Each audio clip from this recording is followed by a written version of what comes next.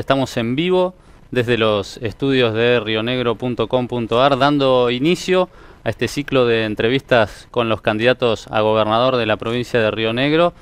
Este ciclo que proyectamos desde acá hasta las elecciones del 14 de junio para conocer qué piensan, qué propuestas tienen, cómo piensan gobernar la provincia de Río Negro en el periodo 2015-2019. Vamos a empezar hoy con la candidata del Frente Progresista, Magdalena Odarda, que ya está en nuestros estudios. Magdalena, buen día, ¿cómo le va? Muy bien, buenos días. Bueno, vamos a seguir después, el próximo martes 2, con el candidato de la Unión Cívica Radical, Horacio Masachesi, y vamos a cerrar el viernes con los candidatos Miguel Pichetto y Alberto Bretilnec del Frente para la Victoria y de Juntos Somos Río Negro. Estamos en vivo y esta entrevista no solamente la vamos a hacer nosotros, sino que también va a ser protagonista nuestra audiencia, va a ser nuestro público. Ya está participando a través de las redes sociales, ya están en Twitter mandándonos sus preguntas con el hashtag OdardaNRN, ya están participando, ya tenemos varias preguntas que nos han llegado y que vamos a estar realizándole en el último bloque a la senadora. Senadora, ¿cómo viene la campaña? ¿Cómo llega? ¿Cómo está transitando estas últimas 3 semanas de campaña electoral? Campaña corta, pero intensa, ¿no? Sí, bueno, en primer lugar, permitime agradecer a las autoridades del diario Río Negro y a todo el equipo de trabajo. Nos parece muy importante este tipo de jornadas para que la ciudadanía pueda conocer las propuestas de los candidatos, hacerlo de antemano, ¿no? Porque después, una vez que llegan al poder, ya es demasiado tarde, ¿no? Tienen que conocer y opinar antes. Así que desde ya muchas gracias. Por otro lado, respondiendo a tu pregunta, bueno, la campaña es muy intensa, sobre todo en estos últimos días.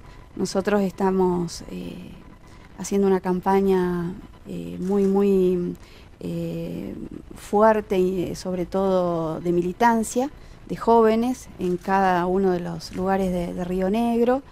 La verdad es que eso nos llena de satisfacción, de la cantidad de gente que se acerca y sobre todo a través de las redes sociales que nos piden, nos solicitan ser tenidos en cuenta como fiscales para el día de la elección o para participar en la campaña. Eso es muy bueno, ¿no? Que la gente quiera acercarse, lo haga voluntariamente, sin pedir nada a cambio y sobre todo para participar de una jornada cívica tan importante donde se define el destino de la provincia, ¿no? Quería empezar más por una cuestión más personal. Nosotros no? Por ahí los que estamos día a día en contacto con ustedes, con los dirigentes, conocemos un poco más, pero del otro lado hay muchísima gente que no sabe o conoce poco de los candidatos y sobre todo conoce poco de la persona que hay atrás del candidato, de esa construcción de una imagen que hay como candidato político. Si se tiene que definir, ¿quién es Magdalena Odarda? ¿Dónde nació? ¿Cómo llegó a Río Negro? Porque no es de Río Negro. Bueno, yo soy una mujer, fundamentalmente, la única mujer candidata a gobernadora en esta elección. Y por supuesto aspiro a ser la primera gobernadora mujer que conduzca los destinos de Río Negro, ¿no? En la historia de Río Negro no ha habido mujeres gobernadoras hasta el momento. Y soy cordobesa de nacimiento, me crié en un pueblo, Corral de Bustos.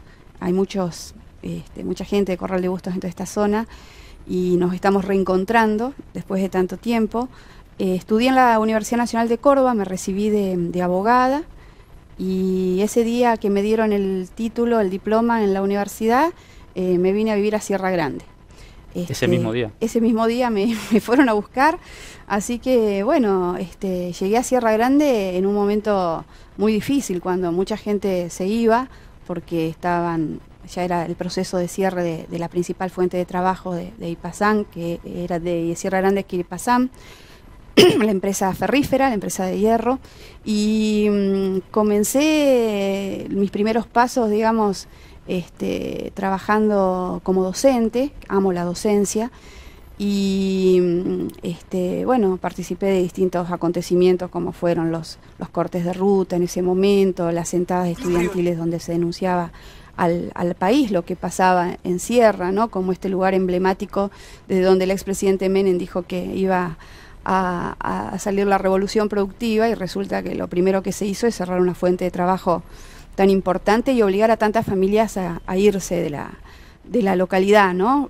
Contra su propia voluntad. Y a mí me tocó vivir esa situación de tristeza y de desarraigo, sobre todo como docente de una escuela de adultos, de escuela nocturna, y también de una escuela industrial. Tu actividad gremial también, ¿no? Sí, empecé después de estos acontecimientos como integrante de UNTER, fui secretaria adjunta durante 4 años, 2 periodos, y después fui abogada de distintos gremios como ATE, el Sindicato Portuario de San Antonio. Bueno, siempre me dediqué a la abogacía, digamos, pero dedicada sobre todo al derecho laboral.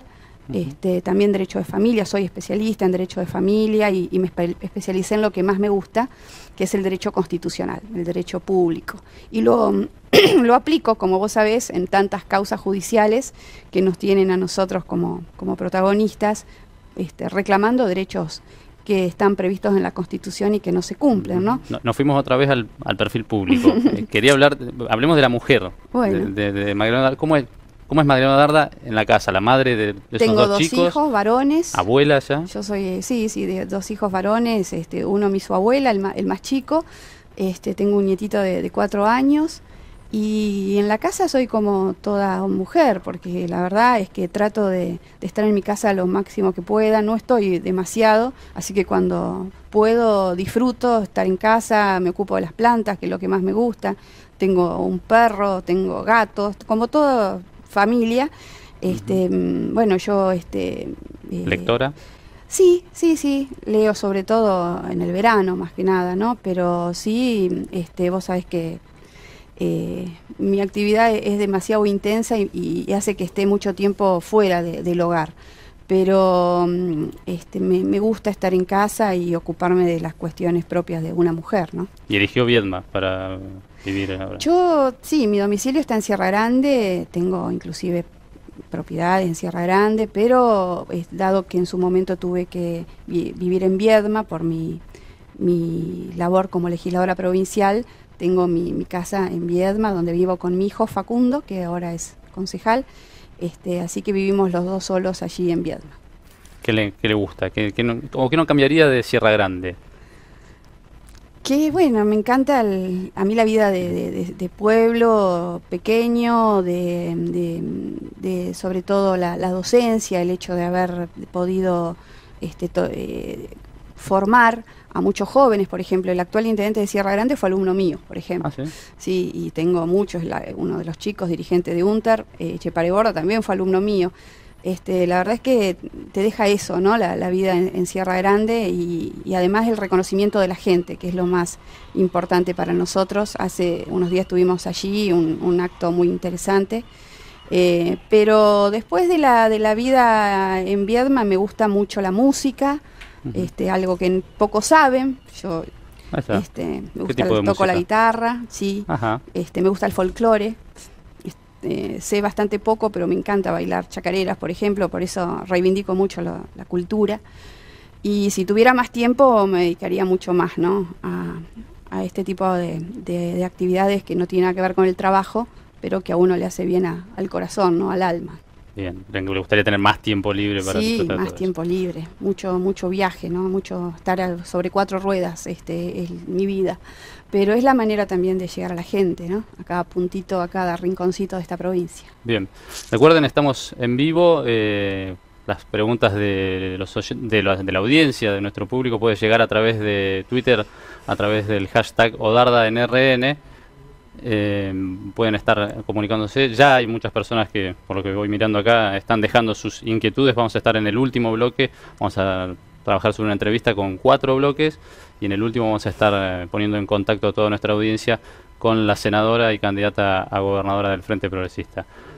Frente Progresista que intenta romper con la polarización en la provincia de Río Negro. Desde el 83 a la fecha, las terceras fuerzas han tenido puntos un poco más altos, un poco más bajos, pero nunca han podido empezar la carrera desde ahí, desde ese tercer lugar expectante y llegar a la gobernación. ¿Por qué en este 2015 ustedes piensan que va a ser diferente? Bueno, porque yo creo que nosotros somos la la excepción a esa regla que vos señalás, ¿no? Porque ya hemos roto la polarización en varias oportunidades. Recuerdo en la elección a diputados y senadores cuando nadie creía en nosotros y algunos encuestadores decían que teníamos el 12% y no subíamos de ahí y terminamos teniendo el 30% de los votos. Entonces ahí no hubo polarización y ahora tampoco hay polarización, pero es una estrategia que por supuesto quieren instalar los adversarios circunstanciales que en esta elección tenemos, ¿no? Sobre todo el gobernador Bereltiné, que hace un esfuerzo sobrehumano para hacer salir del escenario a Magdaleno Darda, porque bueno, a él sí le interesa que se instale esta sensación del voto útil, pero nosotros lo que vemos es que la gente no quiere votar en contra de, quiere votar a favor de. Así que estamos haciendo un esfuerzo sobrehumano para poder dejar de lado este tipo de estrategias que bueno, por supuesto perjudican al resto de los partidos, que no somos quizá los partidos con más poder económico, ¿no? que hoy tenemos en Río Negro. Perfecto. 10 de la mañana, 18 minutos. Vamos a hacer una pequeña pausa, una brevísima pausa. Dentro de unos minutos vamos a empezar a hablar de los proyectos. Vamos a empezar a hablar de las ideas, las propuestas que tiene el Frente Progresista para gobernar la provincia de Río Negro. Ya volvemos. 10 de la mañana, 20 minutos. Seguimos en vivo desde los estudios de rionegro.com.ar con esta entrevista mano a mano con la senadora Magdalena Darda, candidata a la gobernación por el Frente Progresista. Dijimos, Magdalena, que íbamos a hablar, bueno, de propuestas, de ideas. Ya hay candidatos que están hablando de lo que van a hacer en su primer año de gestión. Ya hablan de las medidas centrales de los primeros años de gestión. Eso lleva a pensar también en esto de los primeros 100 días, ¿no? Esto tanto que se habla en la política de los primeros 100 días fundamentales para generar una buena impresión en la comunidad que uno gobierna. ¿Usted lo piensa desde ahí? La campaña proyecta, ya se ve en ese primer año de gestión. ¿Cuáles serían las medidas centrales que tomaría el Frente Progresista después del 10 de diciembre y se asume la gobernación? Bueno, nosotros decimos que vamos a tomar una medida emblemática, como fue emblemática la primera medida que toma el gobierno del Frente para la Victoria, que fue derogar la ley anticianuro en Río Negro. Nosotros decimos que vamos a enviar un proyecto de ley a la legislatura para en forma inmediata restituir la ley anticianuro y prohibir la megaminería con uso de cianuro y otros tóxicos en todo el territorio provincial. Hoy hay como una ventana abierta para que esto se produzca y no se está explotando el oro y la plata con cianuro, porque hay una oposición ciudadana que está en silencio, pero que todos saben que existe, ¿no? No por nada ya Bariloche lleva casi 40 marchas autoconvocadas pidiendo por esto. Pero también vamos a declarar la emergencia en seguridad pública. Eso significa disponer 1.500 efectivos más en la calle, no solamente aquellos que hoy cumplen tareas administrativas y que pueden estar en la vía pública, sino también jubilados, retirados, que estén en condiciones psicofísicas de poder reingresar, digamos, a la fuerza activa, porque nos parece que, bueno, una de las mayores preocupaciones de los rionegrinos es el hecho de que la situación de inseguridad le demanda a todo el mundo estar con rejas desde el piso hasta el techo. Y nosotros no queremos una provincia que sufra esa situación, que sabemos que es nacional, que no es que suceda en Río Negro, pero para nosotros el principal adversario a combatir es el narcotráfico como el padre, podemos decir, de muchos delitos. Tenemos operativos como Manzanas Blancas y tantos otros que a lo mejor no son no han resaltado tanto a nivel nacional, pero nos indica que la lucha contra los mercenarios de la droga no ha sido fuerte y el gobierno no se puso a la cabeza de eso. Medidas así como el 0800 sí, son importantes, sí, son por supuesto, porque si bien se lo deja a criterio de la justicia federal o del gobierno nacional o de la actuación del Cedronar, pero a mí me parece que como gobernadora de la provincia tengo que enfrentar esas mafias que están enquistadas, porque si no siempre se asocia delito con pobreza y yo prefiero relacionar delito con narcotráfico. Me parece que ahí está el grave problema y por supuesto todos sabemos lo que significa la gravedad de las adicciones. El problema los tenemos todos, los padres de hijos adolescentes sabemos lo que eso hoy significa. Estamos en una situación absolutamente vulnerable. Y asociado con eso, yo como gobernadora quiero declarar la emergencia social en materia de violencia de género, algo que vengo reclamando desde hace muchos años en la legislatura. Se consideraba que no era necesario en Río Negro porque no hay tantos casos de violencia de género, algo que los hechos digamos, contraponen a la situación. Los hechos y las estadísticas, porque Río Negro está al frente en la Patagonia. En cada pueblo, en cada ciudad, hay hechos cada vez más aberrantes o con modalidades más perversas de violencia de género. Y justamente ahora estamos frente a poquitos días de la campaña Ni Una Menos, que logramos desde el Senado adherir, y nos parece importante hablar de esto. Vos sabés que yo soy autora de la ley que crea la Comisaría de la Mujer en Río Negro. Sí. Tenemos una sola aquí en General Roca, pero en otros lugares de la provincia donde se requeriría no se habla de un edificio nuevo, sino de un espacio dentro de la misma comisaría adecuado para que haya un entorno de confidencialidad para que la mujer pueda denunciar un hecho como este, pueda ser derivada a un equipo interdisciplinario. Bueno, nada de eso, se ve que no es importante, no es prioridad para este gobierno combatir el flagelo de la violencia de género. Así que nosotros ponemos como eje también este trabajo, inclusive el tema de la trata de personas, pero también queremos tomar medidas rápidas como se han tomado en otras provincias, por ejemplo, declarar la insalubridad del trabajo hospitalario. Vos sabés que los trabajadores de hospitales son quienes son uno de los sectores más castigados de la administración pública, cobran gran parte de sumas en negro, se jubilan a la edad, digamos, más alta, 65 años, cuando ya están destruidos físicamente y después para cobrar 2,50 pesos, porque al tener el sueldo compuesto con sumas no remunerativas sabemos que ese es el resultado. En provincia de Buenos Aires ya está declarada la insalubridad, esa es tarea del gobernador, no lo ha hecho en Río Negro, como no se ha garantizado, por ejemplo, el 82% móvil, solamente se lo ha hecho para los jueces, o sea, una verdadera injusticia. Y además la violación de un mandato constitucional, porque a diferencia de la Constitución Nacional, la Constitución rionegrina es muy clara con respecto al 82% móvil. También queremos ir despacio, pero como un desafío hacia el reconocimiento de la sindicalización policial, los derechos laborales de los trabajadores policiales. Hoy un policía que se queja porque tiene que trabajar en una comisaría sin gas, por ejemplo, en pleno invierno, tiene como respuesta un sumario administrativo. Eso ¿Cómo no puede evalúa ser. la acción del gobierno en la protesta que hubo el año pasado, que terminó con Yo creo levantamiento? Que al no existir un interlocutor, ¿no?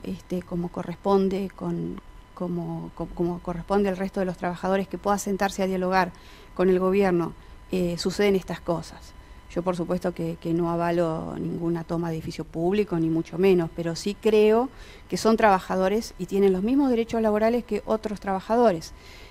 Por eso también hay que ir hacia reconocer la democracia dentro de estas instituciones que son aún demasiado verticales, ¿no? Por supuesto... ¿Su jefe de policía va a ser un oficial en servicio o un civil? Eso lo vamos a evaluar.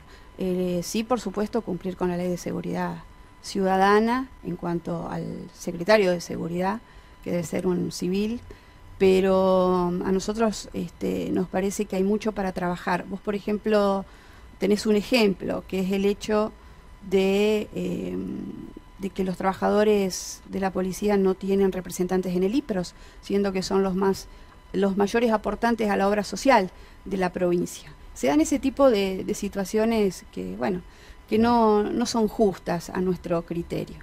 Después vamos a adoptar una medida muy rápida, que es establecer el cupo del 4% en toda la administración pública para personas con discapacidad, que es una ley nacional avalada por convenios internacionales. Sabemos que hay un alto grado de desocupación en las personas con discapacidad, y cuando hablamos de inclusión laboral fundamentalmente tenemos que empezar por casa, ¿no? Bien. Por el Estado. Y bueno, y otra de las medidas es modificar la ley de ministerios. A nuestro criterio no es válido, por supuesto hacerlo a través de un proyecto de ley en la legislatura, que un ministerio como el Ministerio de Turismo tenga bajo su cargo un área tan importante como es el deporte y la cultura. Ágata, que se ocupa del turismo, imagínate el valor que hoy se le da a la cultura en esta provincia, cero. Tenemos las bibliotecas populares casi abandonadas, no se cumplen ni siquiera con la ley que le otorga financiamiento, hay queja de los escritores, aquí los restos fósiles que tenemos, que encuentran, digamos, en territorio rionegrino, a lo mejor se van fuera del país y son vendidos en el extranjero, nadie controla absolutamente nada, no hay apoyo a las instituciones culturales, a todas las manifestaciones del arte, y lo mismo sucede en el deporte. Hoy los clubes de barrio, si no es porque a lo mejor tienen algún político amigo, no tienen financiamiento, claro, cuando son quienes cumplen la función social de contención de los chicos, de los jóvenes, lo mismo que iglesias, las iglesias evangélicas, las cristianas, que hoy dan copa de leche, que dan el almuerzo, y resulta que se las tienen que arreglar como pueden porque el Estado no se hace cargo de nada. Bien, mucho para atender entonces, sí, en esos mucho, primeros sobre todo, 100 días de gobierno. Con la mirada y sobre todo con la sensibilidad puesta en los que menos tienen. Río Negro todavía tiene ciudadanos de primera y ciudadanos de segunda, y nosotros queremos que haya derechos iguales para todos, ¿no? Bien. Vamos a hacer una segunda pausa, vamos a alentarlos a que sigan participando en nuestra red social, en Twitter, con el hashtag OdardaNRN, que nos manden sus preguntas para que dentro de algunos minutitos podemos ponernos en contacto a ustedes, nuestra audiencia, con la senadora y candidata a gobernadora por el Frente Progresista. En algunos minutitos ya volvemos y vamos a hablar de la cuestión económica, vamos a hablar de la producción. Estamos en un contexto de protesta en todo el Alto Valle de los productores frutícolas, de una relación muy tensa entre el gobierno nacional, el gobierno provincial, los productores, y queremos saber qué opina la senadora sobre las medidas de fondo que deben tomarse para solucionar la crisis estructural de la fruticultura. Ya volvemos. Hablamos contexto frutícola más que complejo, sí, productores en las rutas de la región en este momento. ¿Qué respuesta se puede buscar desde el gobierno provincial? Se puede dar desde el gobierno provincial en coordinación con el gobierno nacional para un problema que ya tiene años. Sí, yo tengo una mirada bastante compleja o pesimista sobre la situación, porque yo creo que ya el gobierno nacional y el gobierno provincial ya eligieron priorizar otra matriz productiva para la provincia. No es la fruticultura, ni la horticultura, ni la ganadería, que son nuestros motores económicos, ¿no? Junto con el turismo en la provincia. Creo que la adhesión a la Ley Nacional de Hidrocarburos es toda una señal en ese sentido, porque Río Negro con esa ley incorpora toda esta modalidad de gas y petróleo no convencional con la técnica de fractura hidráulica prohibida en muchos países del mundo por sus consecuencias nocivas para el medio ambiente, fundamentalmente, o para el agua, en la zona de Chacras, en la zona del Alto Valle. Eso no pasa en Neuquén ni pasa en las otras provincias de las llamadas petroleras. Pasa en Río Negro, donde una actividad productiva avanza o daña otra actividad productiva. Entonces, el problema de la rentabilidad, que es el problema histórico de la fruticultura, no hay interés por darle solución. Entonces lo que se le dan son parches con subsidios, o sobre todo cuando hay alguna inclemencia climática o algún problema similar, como ha sucedido durante estos últimos años, pero a mi criterio no hay apoyo ni para las empresas, ni para los productores, menos aún para el pequeño y mediano productor, y tampoco para el trabajador rural, de ninguna naturaleza. Solamente esto de echarse culpa del gobierno provincial con el nacional y usar este tema, lamentablemente, como un tema de campaña política en este momento. Yo fui testigo de las promesas del gobierno nacional durante el mes de enero, porque participé junto a la Federación de Productores y con las cámaras en las reuniones que se hicieron en la Casa Rosada. Es una vergüenza que hoy esos fondos todavía no hayan llegado a la provincia. Y eso ni siquiera representa la solución de fondo, porque todos sabemos que hace años teníamos más de 10.000 productores. Yo creo que hoy no quedan ni 2.000. Y además se lo está dejando digamos, librándolo a la suerte en una economía que debiera protegerlos y no permitir que desaparezca un productor más. ¿Cómo puede ser que tengamos cerradas las fronteras con Brasil desde el 24 de marzo? Yo, si fuera gobernadora, yo estaría ahí golpeándole la puerta a la Cancillería, a los ministros, estaría hablando con la propia presidenta de Brasil. Esto no nos puede ocurrir, porque en realidad perjudican a todos, a todo el complejo frutícola. Entonces eso a mí me anima a decir que si tenemos a productores hoy viviendo en las chacras, que son los más ancianos y los más enfermos, porque sabemos que los que quedan en la chacra son los más, digamos, la gente mayor, viviendo sin gas natural, como pasa, por ejemplo, entre comillas, en la capital del gas no convencional, en la zona de Allen y Guerrico, más de 100 familias sin gas natural, que ni siquiera pueden tomar agua porque ya se ha detectado presencia de petróleo en esa agua, o sea, se ha decretado por el mismo DPA, que es agua no consumible. Entonces, si no permitimos que vivan dignamente en el campo, ¿qué estamos haciendo? Estamos invitándolo al desarraigo, a que dejen esa chacra, que esa chacra después se alquile por 2 pesos al petróleo. Entonces, hay una decisión tomada. Yo responsabilizo directamente al gobierno nacional por estar destruyendo las economías regionales. Y también, por supuesto, a nuestros representantes que jamás hicieron nada por sancionar leyes, como es, por ejemplo, leyes como la ley de transparencia en la comercialización frutícola, que es una ley que siempre se anuncia pero nunca se pone en debate. Tampoco la ley que crea el Instituto del Instituto de la Pera y la Manzana, porque para la yerba mate hay una política de Estado, donde se fija un precio, donde hay una defensa, no solamente del productor que tiene que asumir los costos, sino que además un margen de ganancia para que pueda sobrevivir o vivir dignamente con el campo. Bien, entonces el diagnóstico está claro, pero usted, ante esa realidad que advierte que el petróleo ya está instalado, que el gobierno nacional y el gobierno provincial ya eligieron, usted asume como gobernadora el 10 de diciembre, ¿qué va a hacer? ¿Cómo se va a llevar con YPF, con las empresas subsidiarias, con el resto de las empresas que operan en la provincia de Río Negro? Bueno, nosotros vamos a cumplir con las leyes, por más que hayan sido leyes que hemos votado en contra y hemos sido fuertes cuestionadores, sobre todo de esa ley de hidrocarburos, que significa también algo de lo que se habla muy poco, que es la instalación de torres petroleras en la costa atlántica.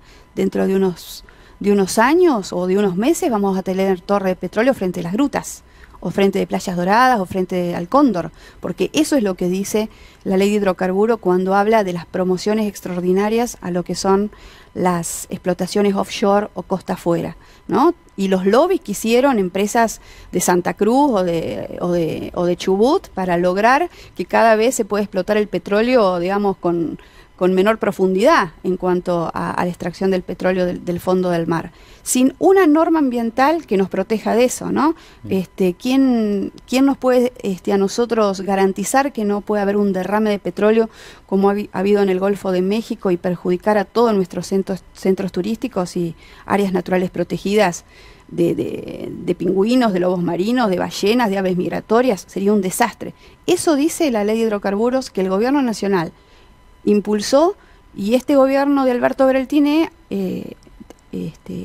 también la llevó adelante en la legislatura. Entonces, ¿qué es lo que vamos a hacer nosotros? En primer lugar, exigir como gobierno de la provincia o pelear a nivel nacional para que esa ley deje de existir, y con el mientras tanto, por supuesto, que velar por el cumplimiento de las normas y sobre todo una ley de presupuestos mínimos ambientales que se olvidaron de sancionar.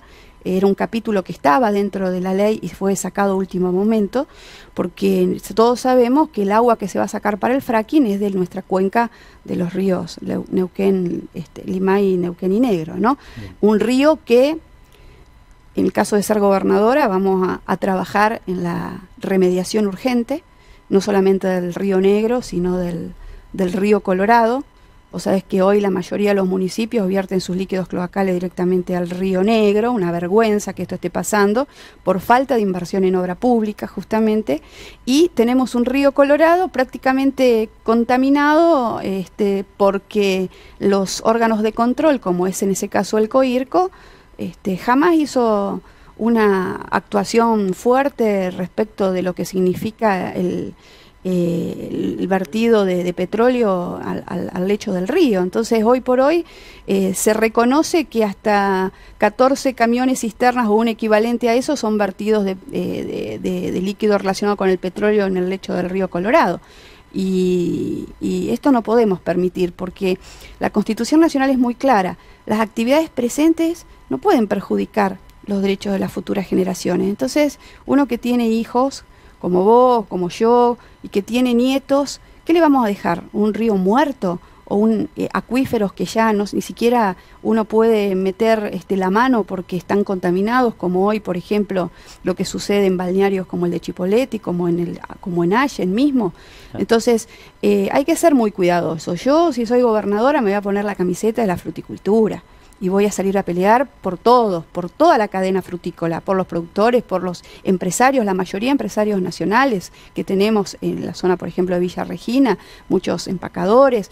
Hace falta medidas de fomento, y también por el turismo no solamente el que ya tenemos consolidado, sino por el turismo que no tenemos consolidado en muchos puntos de la provincia, como es el caso de la trochita, que en Chubut funciona perfectamente y nosotros la usamos de vez en cuando, ¿no? Sobre eso quería hablar después en el último bloque, sí, ¿cómo no? Quería pensar que reflexionemos un poco sobre las otras actividades económicas que hay en la provincia, más allá de la fruticultura. Vamos a ir a una pequeña pausa. Recuerden, Odarda en RN, el hashtag para mandar sus preguntas, últimos minutos para poder participar de esta entrevista mano a mano con la candidata a gobernadora del Frente Progresista. En algunos minutitos vamos con el último bloque, preguntas del público, las últimas preguntas nuestras y la despedida, ya agradeciéndole que haya estado acompañándonos en este primer encuentro, esta primera entrevista mano a mano con los candidatos. 10 de la mañana, 45 minutos, realmente se nos ha hecho corto el tiempo, porque hay mucha participación, afortunadamente, de nuestra audiencia. Nos están dejando muchas preguntas que nos quedan a nosotros por hacer.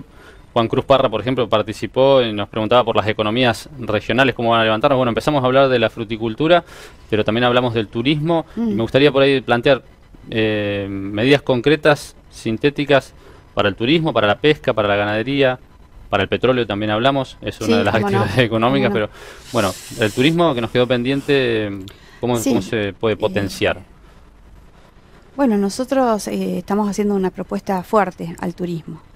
Consideramos que que ya te digo, hay muchísimos lugares de la provincia que tienen recursos turísticos que hoy no están explotados. Tal es así que el 0,7% del presupuesto está dedicado al turismo, imagínate. Y de ahí depende el área de cultura y de deporte. Así que, ¿cuáles son las prioridades de este Estado, ¿no? Nosotros consideramos que es necesario, por ejemplo, la devolución del IVA al turismo extranjero. Es una medida que se está pidiendo desde hace mucho tiempo, distintos sectores en San Carlos de Bariloche. Bueno, en realidad todas las medidas que quiten esta presión tributaria que existe no solamente con la fruticultura, sino también con el turismo. Hace unos días declaramos la emergencia por las cenizas del volcán y también estamos pidiendo, por supuesto, medidas de promoción para los empresarios y para, sobre todo, los productores independientes en materia de turismo. También en cuanto a pesca, nosotros creemos que es necesario integrar lo que es la pesca artesanal con la pesca industrial, pero fundamentalmente lo que es el agregado del valor, el valor agregado en origen, que es lo que hoy está faltando. Sobre todo para las zonas de nuestra costa atlántica que viven en parte de la pesca, pero esa pesca también, por supuesto, tiene que ser compatible con la preservación del recurso. Hoy prácticamente hay control cero en cuanto a todos nuestros recursos pesqueros y ese es un tema que nosotros estamos trabajando también a nivel nacional. Después, la ganadería es otro de los temas que hay que abordar, es otra de las actividades que hacen inclusive a la identidad rionegrina. La integración de la zona bajo río con la zona de secano, hay que trabajar en hacer efectivo el corrimiento de la barrera sanitaria, pero con apoyo no solamente a los productores, sino también a los consumidores, ¿no? Y en lo que hace a la ganadería de la región sur y de la meseta central, bueno, fuertes medidas de apoyo, porque hoy por hoy también son parches los que reciben, también se promueve de alguna manera la deserción de los campos, de los pequeños productores, y es así como avanzan otros males, ¿no? Como es la compra indiscriminada de tierras por algunos inescrupulosos también, que en algún momento hemos denunciado. Así que creo que hay mucho por hacer. Yo hablo inclusive, que si bien no es una economía regional, pero hablo de un polo educativo para la región sur, para ponerlo, digamos, como contracara del modelo que impone o que impulsa el senador Miguel Pichetto, que es la megaminería, sobre todo en la región sur. Él dice claramente que va a impulsar el proyecto Calcatreu como una de sus primeras medidas de gobierno. Nosotros creemos que no hay que convertir a la región sur en zona de sacrificio, como no hay que convertir a ninguna zona de la provincia en zona de sacrificio. Nosotros creemos que un polo educativo que puede pasar por la creación de una universidad provincial, que nosotros ya la tenemos diagramada hasta con su nombre, Osvaldo Álvarez Guerrero, para llevar la educación superior a los lugares donde hoy cero educación superior. Yo he hecho muchas críticas al rol de la Universidad de Río Negro porque está compitiendo con la Universidad Nacional del Comahue y no llega sobre todo a los lugares donde debiera llegar, y sobre todo que están nuestros estudiantes más vulnerables. Es una de las inquietudes que nos están transmitiendo la audiencia. Marina Rizzoli nos preguntaba justamente acerca de la convivencia entre las universidades, si tenía sentido tener sí, yo creo que tiene universidades sentido, con carreras muy similares. No, lo que no tiene sentido es lo que están haciendo ahora con la Universidad de Río Negro, instalándola con carreras prácticamente iguales, como sucede en Villa Regina, entre las dos universidades, donde compiten por la matrícula, cuando hay lugares de la provincia, como el caso Sierra Grande y tantos otros, donde no hay oferta universitaria.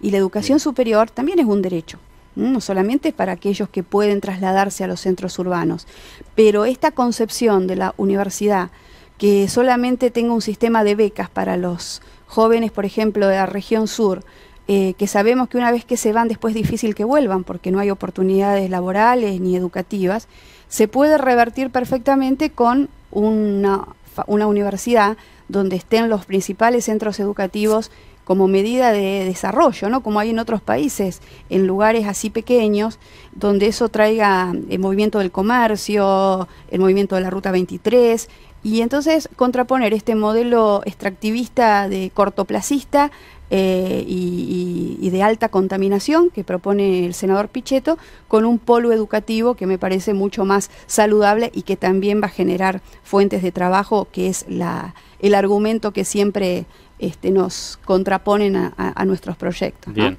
En el principio de la charla salió el tema de los empleados públicos, aquella primera medida de parte del gobierno del Frente para la Victoria, y entre las preguntas de nuestra audiencia, Diego García, que ha sido uno de los que es de Viedma, es uno de los que más preguntas ha mandado y mandó preguntas muy interesantes. Vamos a seleccionar alguna. Por ejemplo, en este momento está sesionando la legislatura provincial, está tratando como tema central el pase a planta permanente de más de 5.000 agentes de aquí de la provincia, agentes contratados. Pregunta Diego, si usted lo hubiese votado si estaba en la legislatura. Sí, por supuesto, lo hubiera votado, porque nos parece que el derecho a la estabilidad laboral debió haber sido reconocido mucho tiempo antes, ¿no? Si estaban los recursos, debió haberse hecho esta reivindicación de los trabajadores, llevado a cabo, pero lamentablemente se la está utilizando como una medida electoralista 15 días antes de las elecciones. Es vergonzoso esto que suceda, sobre todo porque este gobierno del Frente para la Victoria castigó a Viedma como ciudad administrativa, y donde una de sus principales fuentes de trabajo es la administración pública. Todos recordamos lo que pasó con ese jueves negro de la legislatura, donde se sancionaba con 30 manos levantadas del Frente para la Victoria la ley de prescindibilidad o de disponibilidad.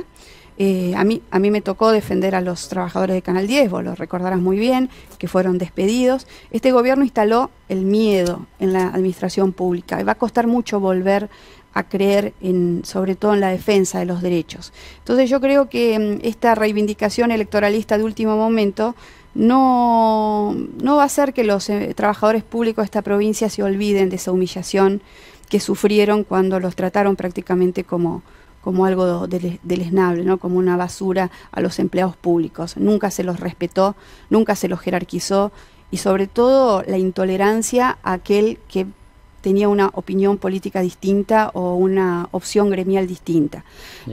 Así que yo por supuesto que lo hubiera avalado, pero también hubiera dicho unas cuantas verdades a este gobierno, que fue el que propició esa persecución de los trabajadores estatales. Bien, seguimos con preguntas de nuestra audiencia. Luis Garner nos pregunta: ¿qué obras planifica para aprovechar el agua del río en las márgenes de Chuele a Viedma?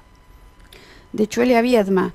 Bueno, nosotros creemos que así como en su momento se aprovechó el agua del Río Negro en aquellos pioneros cuando se conformó lo que fue el dique Ballester, kilómetros y kilómetros de canales de riego, ¿no? Aprovechando el caudal de ese río, lo mismo hay que trabajar sobre todo en la zona de secano. Hay un viejo proyecto tiene más de 100 años, ¿no?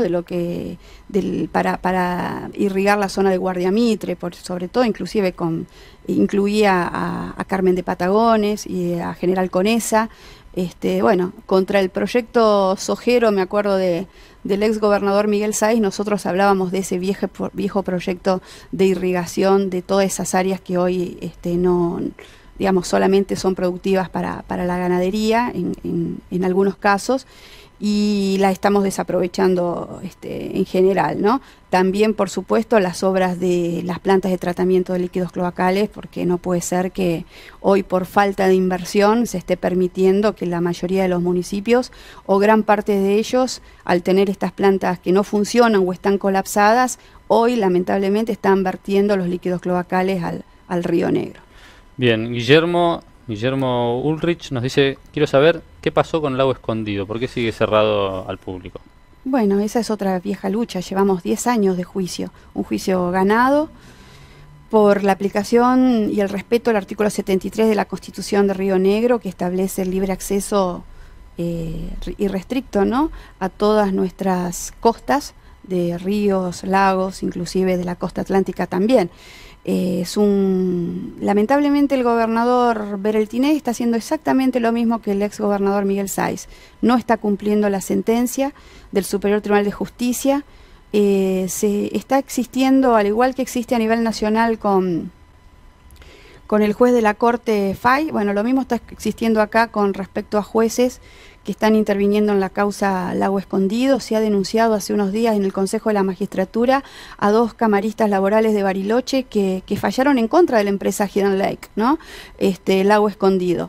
O sea, tal es el mantenimiento de los privilegios, igual que en el gobierno anterior, en esta provincia, que es realmente vergonzoso que vamos a llegar a un periodo estival más sin poder ingresar a un lago que es de todos los argentinos, ¿no? Y que también debería estar abierto para todos los extranjeros que nos quieran venir a visitar. Elio Carrasco nos pregunta: ¿no le parece peligrosa la sindicalización de la policía?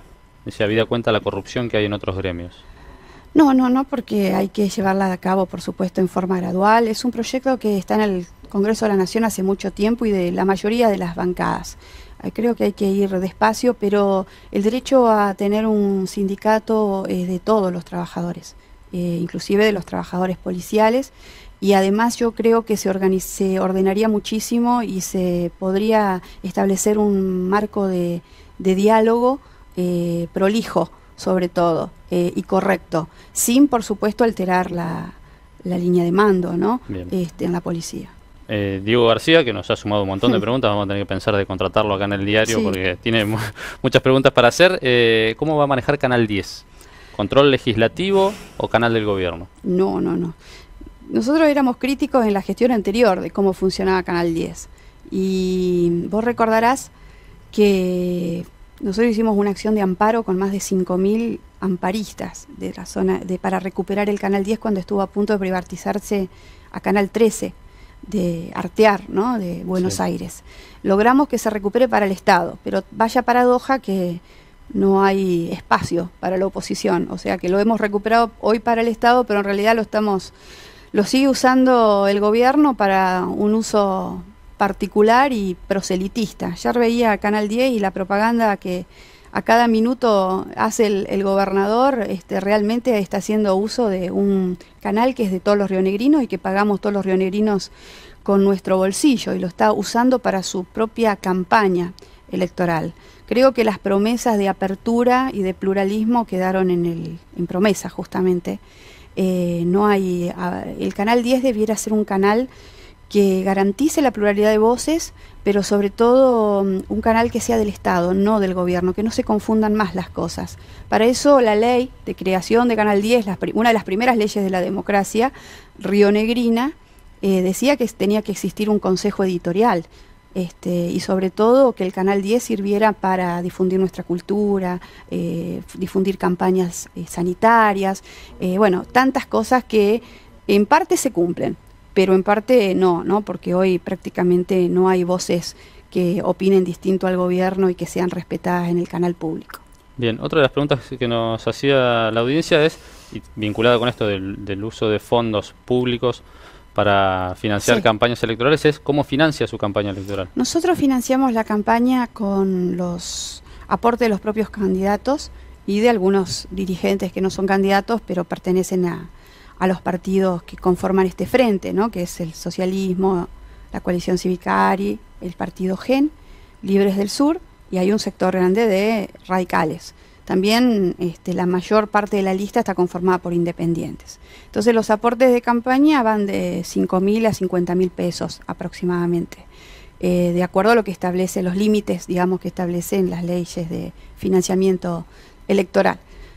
Y así nos estamos arreglando bastante bien. Tuvo que sacar algún crédito alguna vez, ¿no? Siempre sacamos crédito, ahora lo saqué también. Por más que yo soy de las que creo que de llegar al gobierno hay que volver a recuperar la banca pública, el banco de la provincia de Río Negro. Bueno, hay veces que tenemos que acudir al Banco Patagonia buscando... Sí, yo lo dije mucho antes que el senador Pichetto, pero es una buena coincidencia, sobre todo para poder generar el apoyo necesario a los productores, pero también líneas de crédito para la gente que necesita comprar un terreno, acceder a su vivienda. Vos sabés mi pelea por el servicio bancario para esas localidades que quedaron totalmente abandonadas de derechos cuando se privatizó el ex Banco de la provincia de Río Negro. Casi 12 o 13 sucursales de los pueblos más chicos cerraron y tuve que ir a juicio, ganar un juicio. Y ahora, por supuesto, que van otro a cortar la cinta de cuando se inaugura un cajero automático, ¿no? Todos se ponen para la foto. Pero todo el mundo sabe que tuvimos que ganar un juicio para eso, ¿no? Un amparo y tener una sentencia a favor de los derechos de usuarios y consumidores, sobre todo de las zonas más postergadas de la provincia en cuanto al servicio bancario, porque al estar bancarizados los sueldos, hoy no, o sea, se bancarizaron los sueldos, pero se olvidaron que no había banco, que no había sucursales, que no había forma de... Hay veces tenían que hacer 200 kilómetros para llegar a un banco, para cobrar un sueldo o para cobrar una asignación universal por hijo. O sea, se gastaban todo el dinero para ir a cobrar lo que después ya no les alcanzaba para poder vivir, ¿no? Bien. 11 de la mañana, 2 minutos. Siguen llegando muchas preguntas de nuestra audiencia. Recuerden, con el hashtag OdardaNRN, esta vez, el próximo martes 2, va a estar con nosotros Horacio Masachesi, candidato de la Unión Cívica Radical. El hashtag va a ser MasachesiNRN. Y el viernes 5 el turno va a ser de los candidatos del Frente para la Victoria y de Juntos Somos Río Negro, Miguel Pichetto y Alberto Beretilnec. Obviamente desde ya van a estar invitados a participar de la misma manera que lo están haciendo en este momento con la senadora Odarda trasladando las preguntas. Senadora, se nos va terminando el tiempo. Tenemos un espacio también disponible para que usted pueda hablarle a la audiencia de rionegro.com.ar, hablarle a los rionegrinos, sintetizando su propuesta, sintetizando un espacio libre para que pueda decirles lo que quiera decirles al público. Bueno, yo por supuesto quiero decir que nosotros representamos al único espacio no kirchnerista, claro, en la provincia de Río Negro. Lo hemos hecho durante los últimos años, no es una cuestión de último momento, como lo está haciendo Beretilnec, que quiere despegarse la presidenta cuando todo el mundo sabe que fue un alumno disciplinado de la presidenta de la Nación y de las políticas de la Casa Rosada. Nosotros no somos anti nada, pero sí somos claramente no kirchneristas y hemos votado todas las medidas del Gobierno Nacional en el Congreso de la Nación. Creo que he sido la única parlamentaria de Río Negro que me he opuesto, por ejemplo, a la designación del general Milán y a la Ley Nacional de Hidrocarburos, a la indemnización a Repsol o a otras leyes, por supuesto, que fueron de neto corte antipopular y antidemocrático. También todas las leyes de reforma del Poder Judicial y también avasallamiento a los integrantes de la Corte Suprema. Defiendo la institucionalidad, la división de poderes y me parece muy importante que esta vez una mujer llegue al gobierno de la provincia, que lo haga de esta manera, con un amplio sentido del respeto a la pluralidad, a la identidad rionegrina y a ese concepto de integración regional de todas las zonas de la provincia. Yo rechazo todo proyecto de autonomía de cualquier zona de Río Negro. Creo que debemos volver a un concepto de integración de la provincia, sobre todo en una provincia continente como esta. Vamos a pelear mucho por derechos constitucionales, pero también como gobernadora me voy a poner al frente de luchas históricas que hemos tenido, como la baja en la edad jubilatoria docente, como la RT para los bomberos voluntarios, como un sistema educativo donde no existan escuelas que todavía no han empezado las clases, como tenemos lamentablemente en la provincia, donde tengamos planes importantes que serán a nivel nacional, como el Conectar Igualdad, pero para todos, no solamente para algunos. En Río Negro las escuelas de adultos no tienen plan Conectar Igualdad, como si no tuvieran derecho a participar de una política de integración como esa. Vamos, por supuesto, a trabajar en que no haya más esta situación de tener centros de salud u hospitales colapsados con profesionales que no tienen ni siquiera vivienda en distintos lugares de la provincia o cobran un sueldo miserable para estar trabajando allí. Vamos a lograr que todos los cargos de los hospitales ingresen por concurso de oposición y antecedentes, que haya muchos sectores donde se reconozca la insalubridad, como el caso de las trabajadoras del empaque, clasificadoras, que estamos trabajando también con eso a nivel nacional, y bueno, y un fuerte, por supuesto, reconocimiento a la necesidad de dotar de independencia a los organismos de control y sobre todo a los poderes en la provincia. Hoy los organismos de control son delegaciones del Poder Ejecutivo, como lo fueron en la anterior gestión. No existe la independencia de poderes. Todos conocemos la influencia del actual gobernador en la designación de los integrantes del Superior Tribunal de Justicia. Eso no da garantías absolutas de independencia y sobre todo pone en duda los fallos, que eso es lo más grave.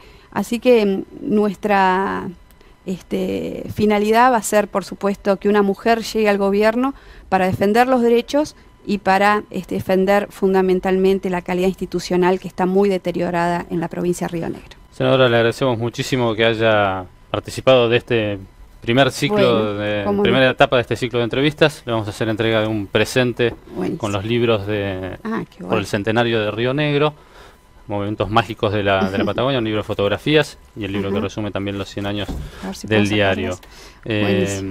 Nosotros nos vamos a empezar a despedir, invitándolos a participar de las próximas entrevistas. Recuerden entonces el próximo martes con el candidato de la Unión Cívica Radical, Horacio Masachesi, y el próximo viernes con Miguel Pichetto y con Alberto Beretil-Negro. Como siempre van a tener abierta la participación a través de las redes sociales, a través de Twitter, de Facebook también, y en nuestro sitio van a poder repasar la entrevista durante el resto de la jornada, y en los próximos días esta entrevista y las siguientes se van a ir reproduciendo en lo sucesivo, como también mañana en nuestra edición papel de Río Negro, también los momentos más importantes de este encuentro con Magdalena Odarda. Senadora, muchísimas gracias. No, gracias a ustedes por esta entrevista, y bueno, al haber sido la primera, bueno, no nos parecía que era importante dedicarle el tiempo, sobre todo para responder a las inquietudes de tanta gente que hoy se está comunicando vía Twitter o vía Facebook. Así que muchísimas gracias. Les agradecemos a todos la participación. Nos reencontramos entonces el próximo martes a las 10 de la mañana. Hasta luego.